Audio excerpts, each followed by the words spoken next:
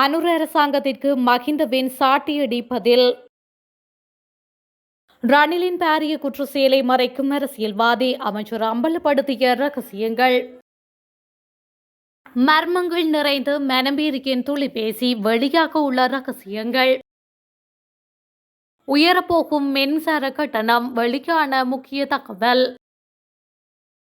நாட்டில் பட்டினியை நாம் இல்லாதொழித்துள்ளோம், டில்வின் சில்வா தெரிவிப்பு. புலனாய்வு பிரிவுக்கு கிடைத்த தகவல், அரசின் முக்கியஸ்தர்களுக்கு அதிகரிக்கப்பட உள்ள அதிரடி பாதுகாப்பு.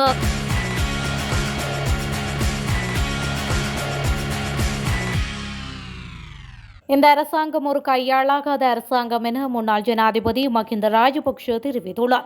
ரோகிதாபே குணவர்த்தனவின் பிறந்த நாளை முன்னிட்டு களத்துறை இல்லத்தில் நடைபெற்ற நிகழ்ச்சியில் கலந்து கொள்ள வந்த போதே அவர் இதனை குறிப்பிட்டுள்ளார். அங்கு மஹிந்தவிடம் ஒரு வருடத்தை நிறைவு செய்த அரசாங்கத்தின் நிலை குறித்து ஊடகவியலாளர்கள் கேள்வி எழுப்பினர். இதற்கு பதிலளித்த அவர், இந்த அரசாங்கம் ஒரு சோம்பேறித்தனமான அரசாங்கம் மற்றும் செய்யும் ஒரு வேலையிலும் பயனில்லை எனவும் அவர் கூறியுள்ளார்.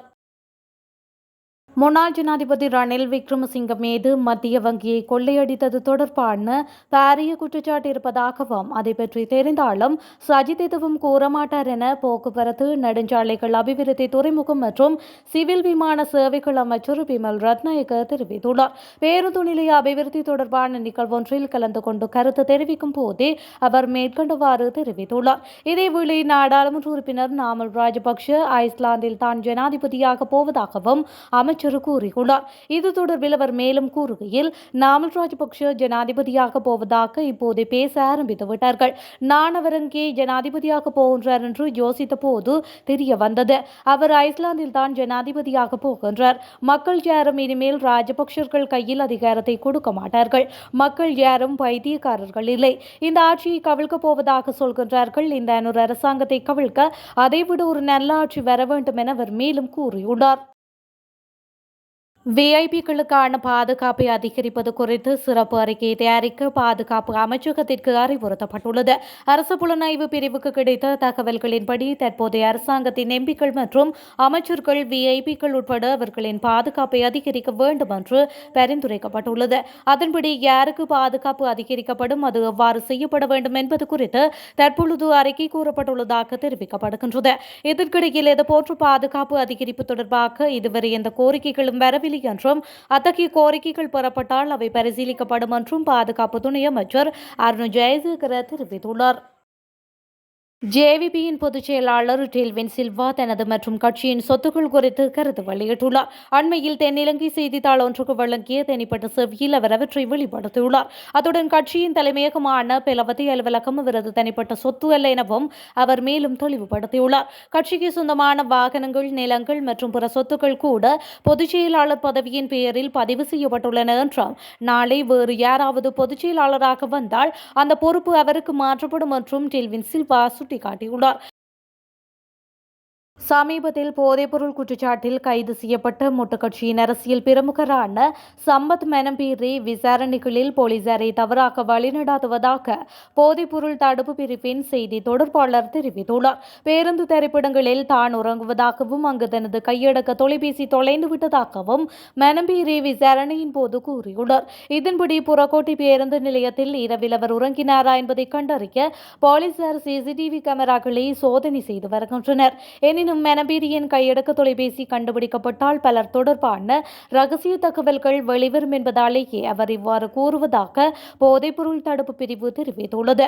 எனினும் இதுவரை விசாரணையில் அவர் கூறிய தகவல்களின்படி போதைப்பொருள் குற்றங்கள் குறித்த பல ரகசிய விவரங்கள் எதிர்காலத்தில் வெளியாகக்கூடும் என போலீசார் கூறுகின்றனர். இதேவேளை ஹெகல்பதர பாத்மே உள்ளிட்ட கும்பல் கைது செய்யப்பட்ட பின்னர் இலங்கையில் போதைப்பொருள் குறைந்திருப்பதாக போதைப்பொருள் தடுப்பு பிரிவு சுட்டிக்காட்டியுள்ளமையும் குறிப்பிடத்தக்கது. நான் யாரிடமும் அமைச்சர் பதவி கேட்கவில்லை. மஹிந்தவிடம் கேளுங்கள். ஒரு நாள் 2 அமைச்சரவை அமைச்சர் பதவிகளை நான் வேண்டாம் என்று சொன்னேன். நான் உங்கள் கீழ் இருப்பேன் என்று சொல்லிவிட்டு துணை அமைச்சர் ஆனேன். இவ்வாறு தெரிவித்தார் நாடாளுமன்ற உறுப்பினர் ரோகிதாபே குணவர்த்தன. இது தொடர்பில் அவர் மேலும் தெரிவிக்கையில், என் வாழ்க்கையில் பதவிகளுக்காக வேலை செய்யவில்லை. பதவிகள் எப்போதும் எனக்கு வந்துள்ளன. எனக்கு ஒரு வேலை வழங்கப்பட்டால் நான் அதை முறையாக செய்கின்றேன்.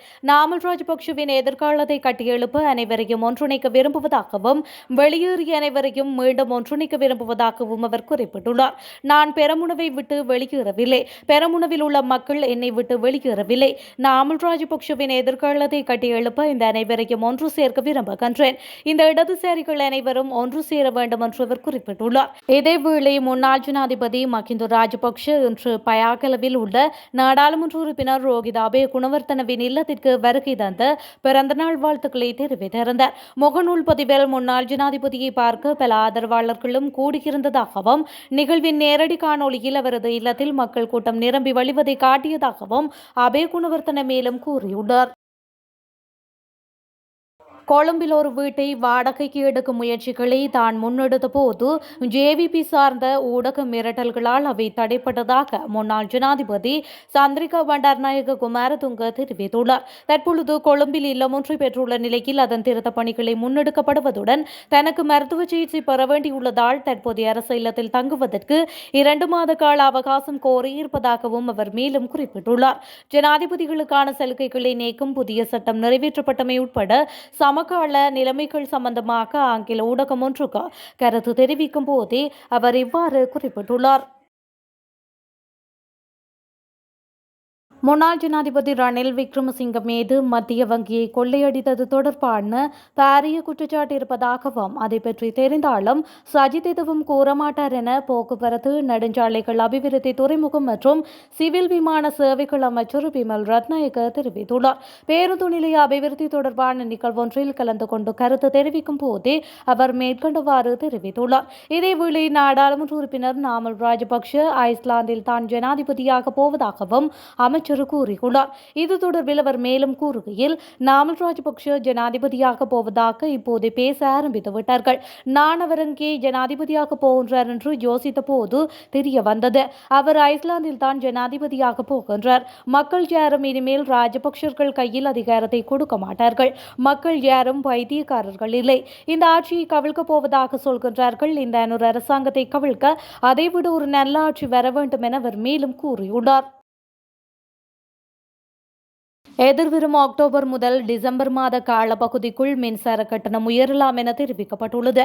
இதன்படி மின்சார கட்டணம் 6.8% உயரும் என எதிர்பார்க்கப்படுகின்றது. இலங்கை மின்சார சபை 7.2 மில்லியனுக்கும் அதிகமான பயனர்களுக்கு 3வது கட்டண திருத்தத்தை கோரிக்கையாக விடுத்துள்ளதாக தெரிவிக்கப்பட்டுள்ளது. இந்த நிலையில் தற்போது நட்டத்தில் இயங்குவதாக கூறப்படும் இலங்கை மின்சார சபையினால் மின்சார கட்டண உயர்வுக்கு கோரிக்கை விடுக்கப்பட்டுள்ளது. அத்துடன் இந்த காலாண்டில் இலங்கை மின்சார சபைக்கு 7.83 மில்லியன் ரூபாய் நிதி செலவுகள் ஏற்பட்டுள்ளதாக தெரிவிக்கப்பட்டுள்ளது. கடந்த ஜூன் மாதத்துடன் ஒப்பிடும்போது மின்சார சபைக்கான நிதி செலவுகள் 2.48 பில்லியனாக அதிகரித்துள்ளதாக குறிப்பிடப்பட்டுள்ளது. அதற்கமைய பொது பயன்பாடுகள் ஆணைக்குழு தற்பொழுது மக்கள் கருத்துக்களை கோரி வருகின்றமையும் குறிப்பிடத்தக்கது.